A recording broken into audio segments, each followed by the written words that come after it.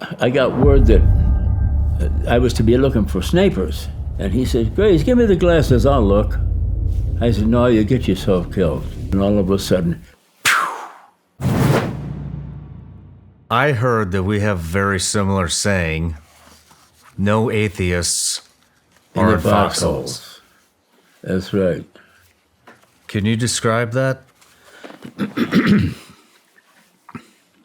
If a person, we've had kids, and I think every war has them. We've had kids say, I'm looking out for myself. If I get killed, it's my fault. That's the end of it.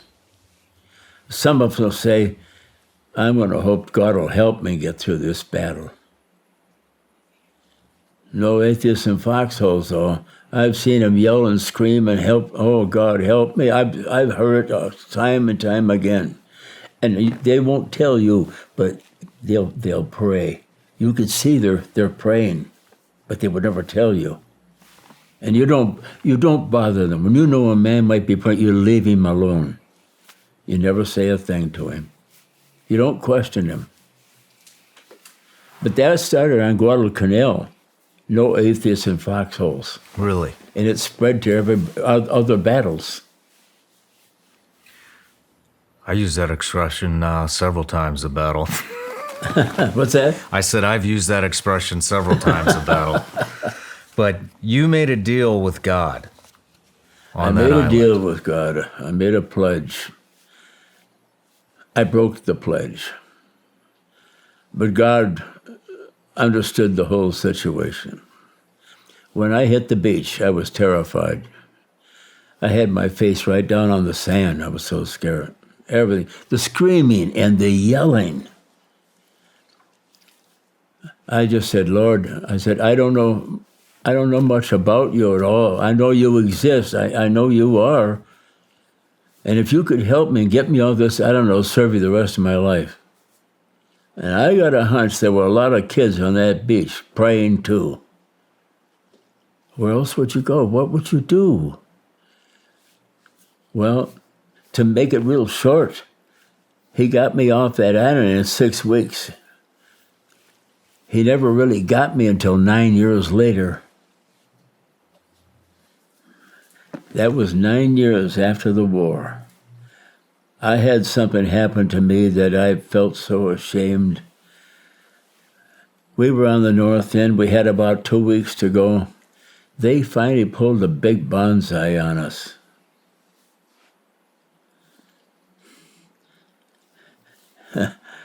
And it's funny. In the daytime, you don't see anything. You don't see anything at all. At 2 o'clock in the morning, that's when it happened. When you can't, you're fighting sleep, and that's when they start blowing horns and bells. They're all screaming and yelling. They're coming at you, and you do your best. You want to make every shot count, and yes, a few of us would get it, but we would just kill them, knock them all down, lay them down. Well, what happened? We stayed in that hole that night, and the next morning, there were 3 of us. We made it, got through it. And I got word that I was to be looking for snipers. So I got up and I took my glasses on the ground like my elbows, and I'm looking around. I couldn't see a thing. It was all quiet. Couldn't spot a thing. I was there about 15 minutes, and I dived back down. And I said, there's nothing going on out there. So I phoned in and I told them, no snipers. They said, keep looking because they know where we're at. They're shooting us back up here. I said, 10-4. By the way, he said, you've got a kid coming for your replacement. I said, we can use him. And so finally, the kid yelled over the hole, who's Graves? And I said, I am. Come on in here. And he jumped in the hole, and he said, what do you want me to do? And I said, sit down over there. You have a lot to do later on tonight. I said, well, I got to be looking. And he said, Grace, give me the glasses, I'll look. I said, no, you get yourself killed. One of my buddies says, give him your glasses. That's what he's here for. I threw the glasses at him. He got up, and we're shooting the breeze. He's up there looking, then all of a sudden, he fell back. His helmet rolled off between my feet. When it stopped, I looked down in the helmet. I was shocked. All three of us, we were just stunned. We didn't expect that. That sniper thought that was me. He was ready for me. And there was a beautiful girl sitting in a chair, and on her lap was a baby. I lost it. I got up and screamed and yelled and shook my fist in the air and said, "Curse you, Jima. Curse God for letting that kid take my place." See, I didn't understand. And yet days before I was praying for help.